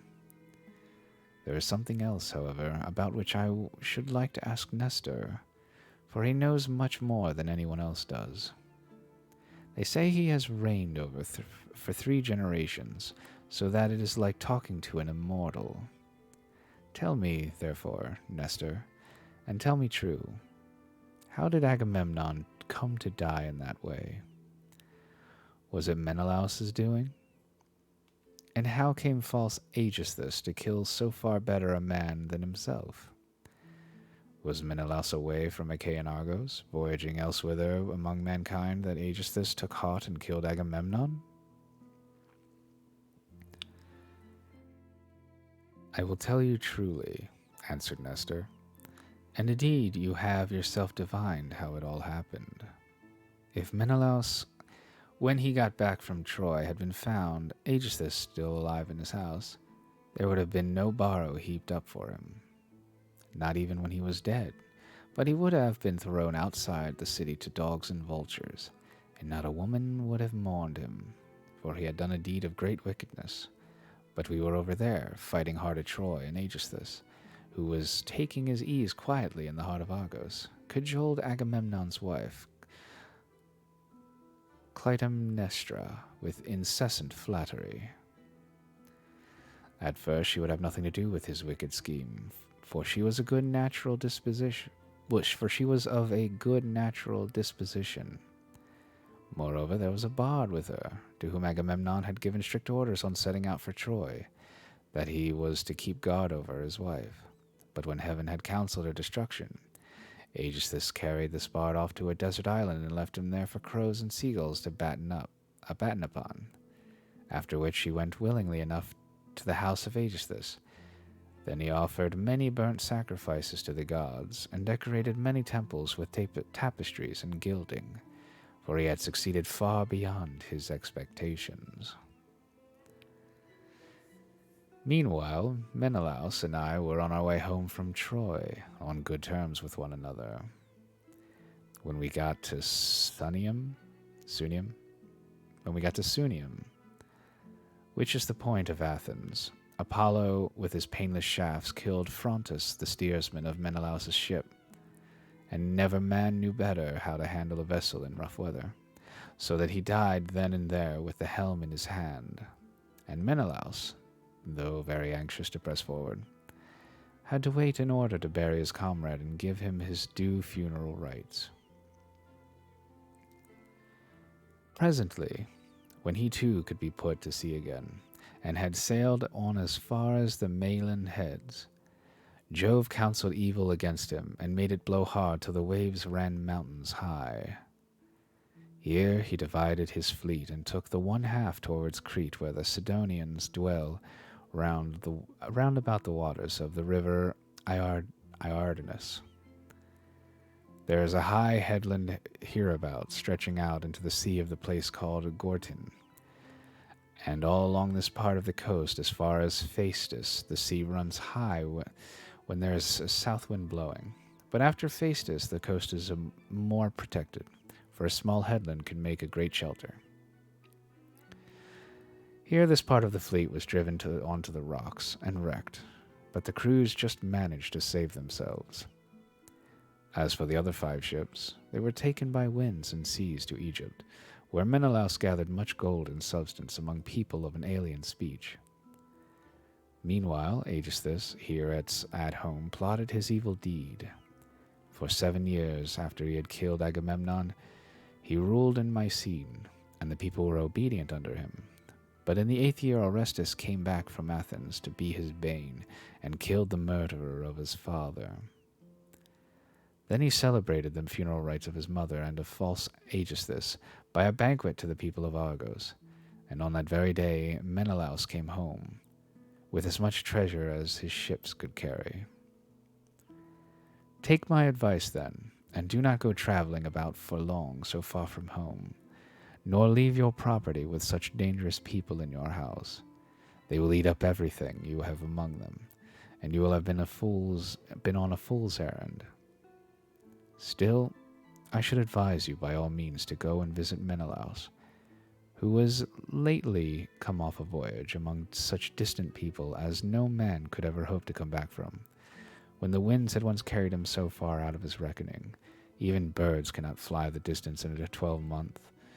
So vast and terrible are the seas that they must cross. Go to him, therefore, by sea, and take your own men with you. Or if you would rather travel by land, you can have a chariot, and you can have horses, and here are my sons who could escort you to Lacedaemon, where Menelaus lives. Beg of him to speak the truth, and he will tell you no lies, for he is an excellent person. As he spoke, the sun set and it came on dark, whereon Minerva said, Sir, all that you have said is well. Now, however, order of the tongues of the victims to be cut, and mix wine that we may make drink offerings to Neptune, and the other immortals, and then go to bed, for it is bedtime. People should go away early, and not keep late hours at a religious festival.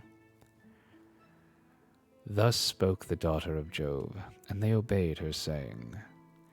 Men servants poured water over the hands of the guest, while pages filled the mixing bowls with wine and water, and handed it round after giving every man his drink offering. Then they threw the tongues of the victims into the fire, and stood up to make their drink offerings. When they had made their offerings, and had drunk each as much as he minded, Minerva and Telemachus were for going on board their ship. But Nestor caught them up at once and stayed them. Heaven and the immortal gods, he exclaimed, forbid that you should leave my house to go on board of a ship. Do you think I am so poor and short of clothes, or that I have so few cloaks, and as to be unable to find uncomfortable beds both for myself and for my guests? Let me tell you, I have store both of rugs and cloaks, and shall not permit the son of my old friend Ulysses to camp down on the deck of a ship, not while I live, nor yet will my sons after me, but they will keep open house as I have done. Then Minerva answered, Sir, you have spoken well, and it will be much better that Telemachus should do as you have said. He, therefore, shall return with you and sleep at your house. But I must go back to give orders to my crew, and keep them in good heart. I am the only older person among them. The rest are all young men of Telemachus' own age, who have taken this voyage out of friendship, so I must return to the ship and sleep there. Moreover, tomorrow I must go to the Chalconians, where I have a large sum of money long owing to me.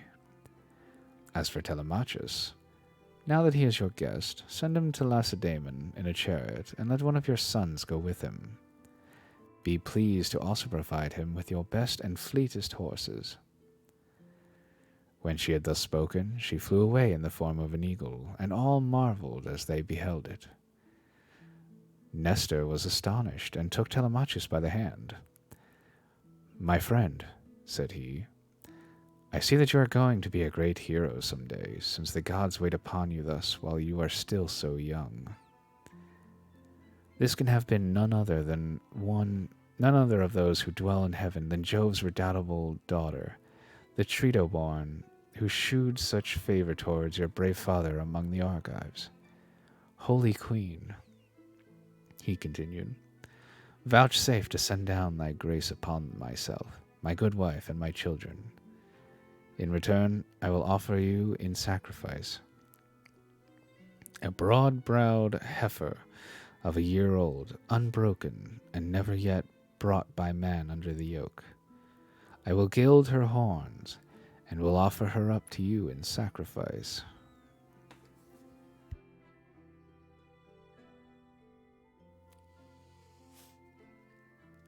Hold up. Feeling yawn.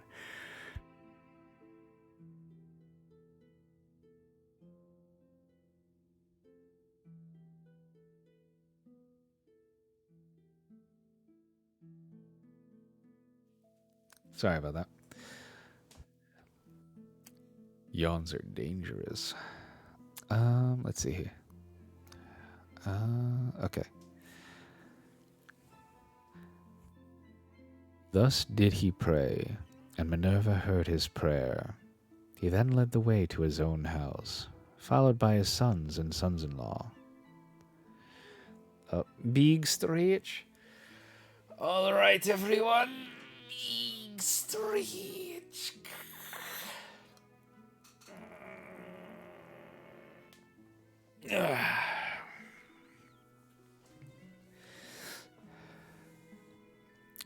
Thank you for the big stretch, Morp.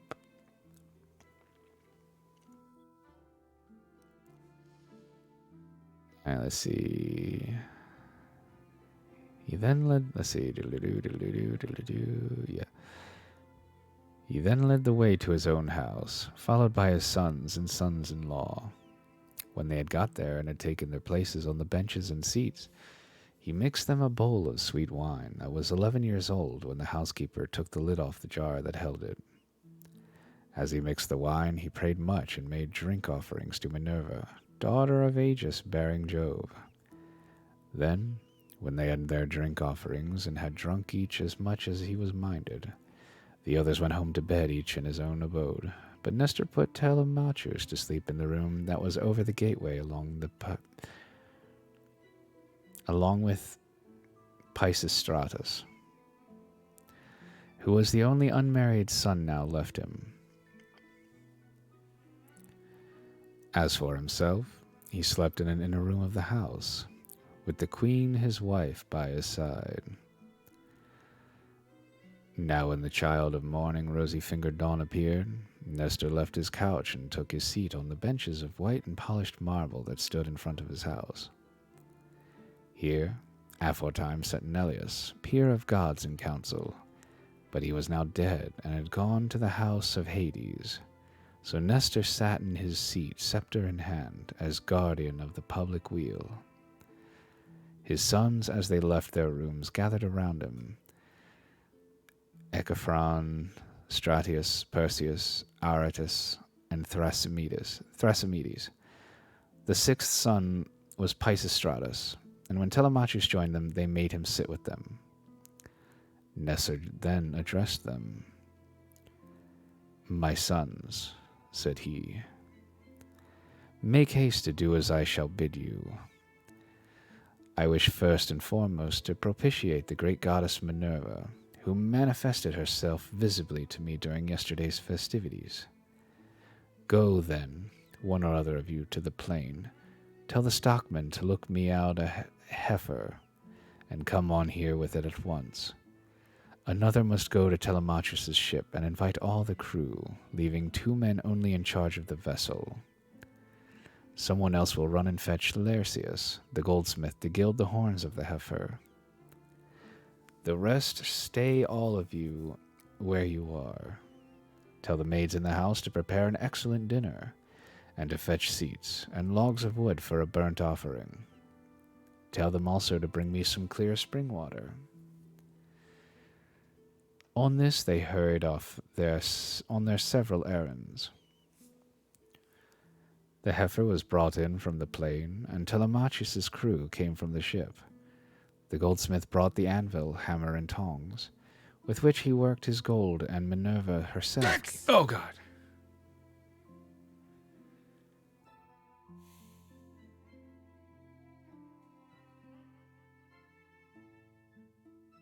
Damn it, Danny.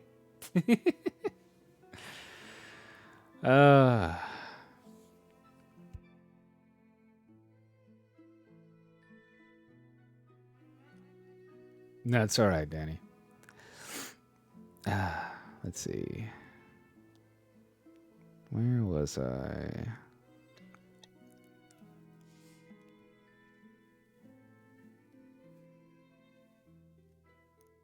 Da, da, da, da, da.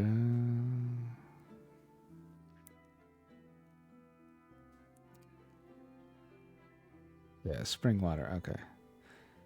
To let you know, you should maybe turn that off for these streams. Yeah, I could do that. Yeah, let me. That's a good idea.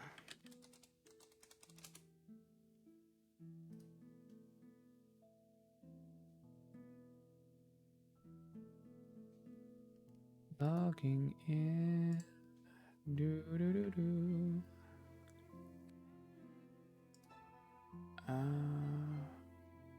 Where are you? Where are you? Oh no, I have to.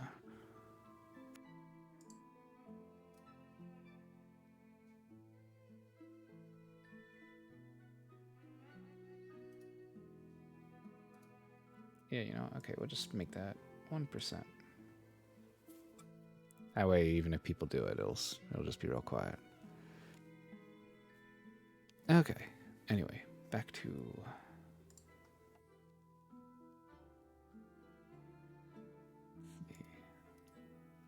Okay. And spring water. Cool. Thanks for that, Danny.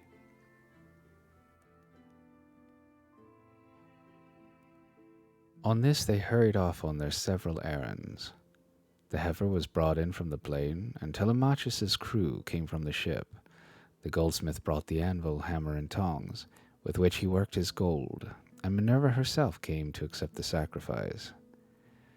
Nestor gave out the gold, and the smith gilded the horns of the heifer, that the goddess might have pleasure in their beauty. Then Stratius and Echephron brought her in by the horns.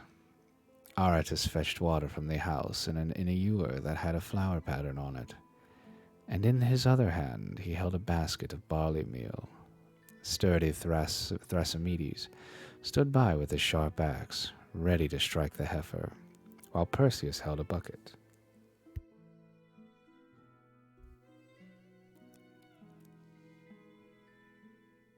Then Nestor began with washing hands and sprinkling the barley meal, and he offered many a prayer to Minerva as he threw a lock on the heifer's head upon the fire. When they had done praying and sprinkling the barley meal, Thrasymedes dealt his blow and brought the heifer down with a stroke that cut through the tendons at the base of her neck, whereon the daughters and daughters-in-law of Nestor and his venerable wife Eurydice, she was the eldest daughter of Clymenus, screamed with delight. Then they lifted the heifer's head from off the ground, and Pisistratus cut her throat. When she had done bleeding and was quite dead, they cut her up. They cut out the thigh bones all in due course, wrapped them around in 2 layers of fat, and set some pieces of raw meat on the top of them. Then Nestor laid them upon the wood fire and poured wine over them, while the young men stood there near him with 5-pronged spits in their hands. When the thighs were burned and they had tasted the inward meats, they cut the rest of the meat up small, put the pieces on the spits, and toasted them over the fire. Meanwhile, lovely Polycaste, Nestor's youngest daughter, washed Telemachus. When she had washed him and anointed him with oil, she brought him a fair mantle and shirt. And he looked like a god as he came from the bath and took his seat by the side of Nestor. When the outer meats were done, they drew them off the spits and sat down to dinner, where they were waited upon by some worthy henchmen, who kept pouring them out their wine in cups of gold. As soon as they had enough to eat and drink, Nestor said, "Sons, put Telemachus's horse to the chariot, that he may start at once." Thus did he speak, and they did even as he had said, and yoked the fleet horses to the chariot. The housekeeper packed them up a provision of bread, wine, and sweetmeats fit for the sons of princes.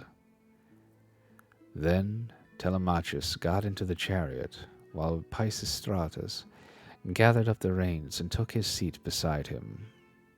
He lashed the horses on, and they flew forward, nothing loth in the open country, leaving the high citadel of Pylos behind them.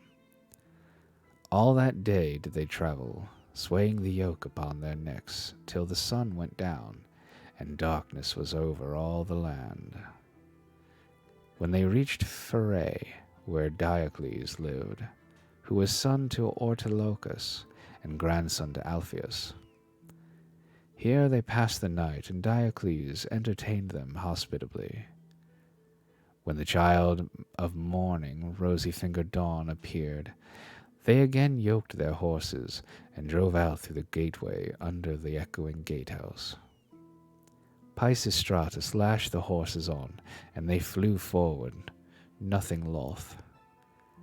Presently they came to the cornlands of the open country, and in the course of time completed their journey, so well did their steeds take them.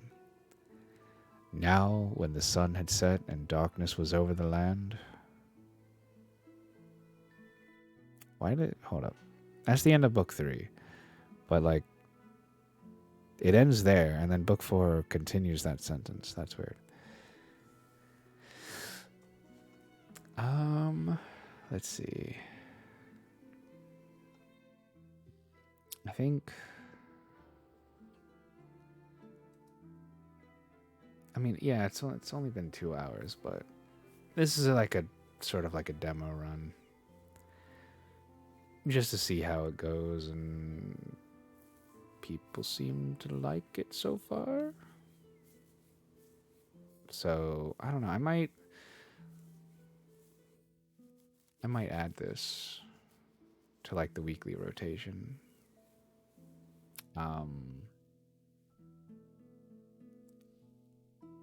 Like I might make this like a Wednesday thing, like how it is right now, or how I'm doing it right now.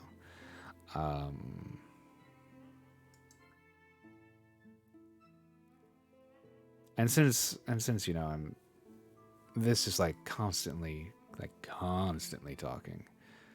I don't know. I kind of feel like I'm gonna need a lot more water next time, and maybe some like voice exercises, you know.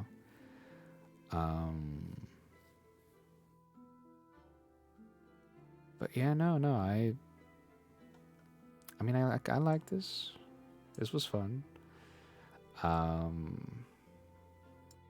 plus, I like the Odyssey. Like, well, granted, I've only gone through it, read through it once before, and then watched like 2. No, I think it was only 1 movie. Maybe there were 2 Odyssey movies that I watched. But no, I enjoyed it, and it's public domain, which is why I was like, I'm okay with streaming this. But yeah, no. What did y'all think for just trying out reading stuff on stream?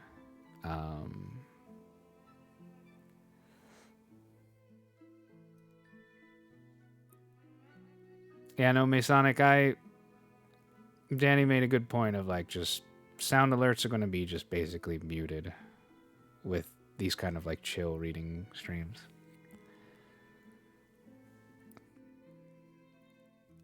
You do enjoy these readings? You have a good reading voice for this. I thank you, Mort. Yeah.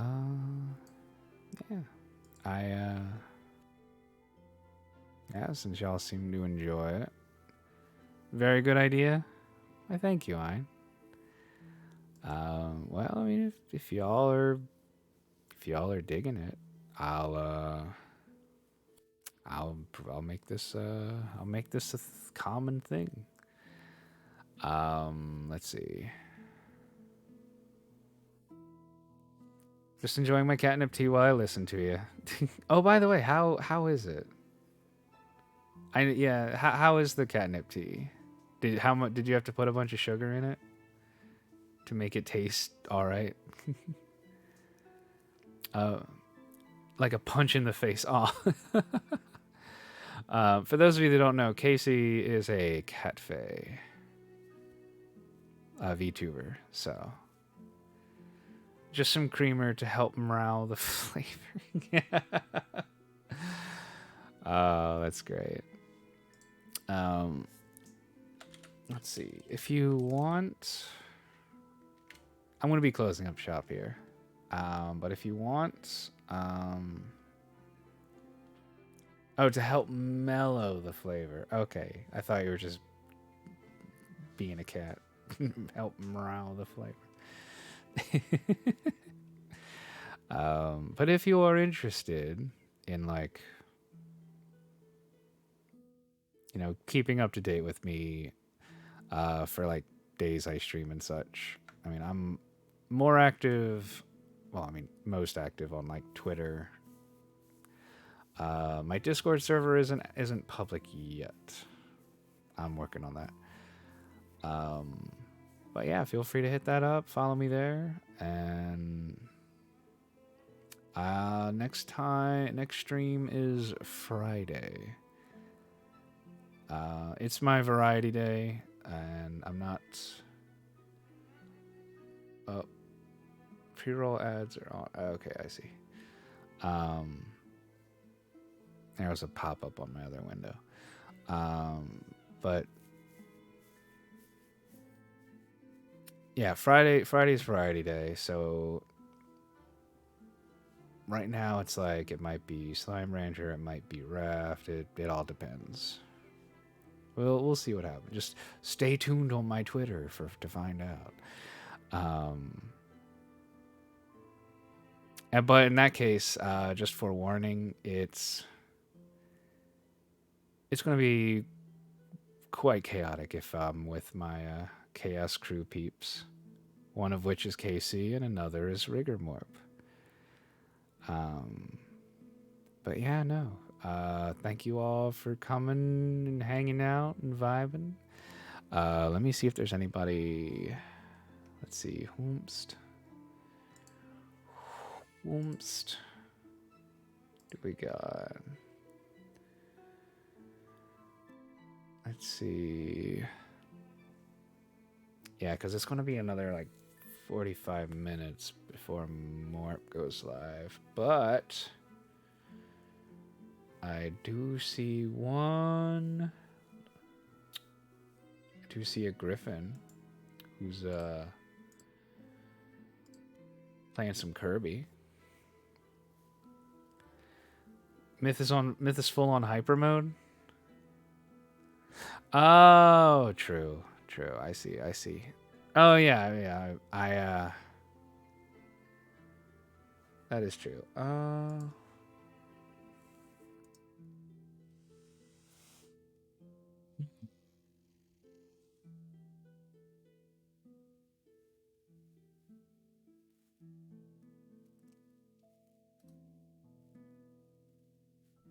So let's see. Let's just go. Where's the category? Yeah, we'll go here. All right, and we'll skip. Okay.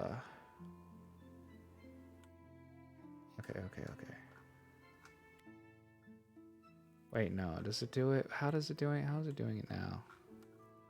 Recommended for me? No. Viewers. We'll do that. All right, skip all that shit. Who else is around my area?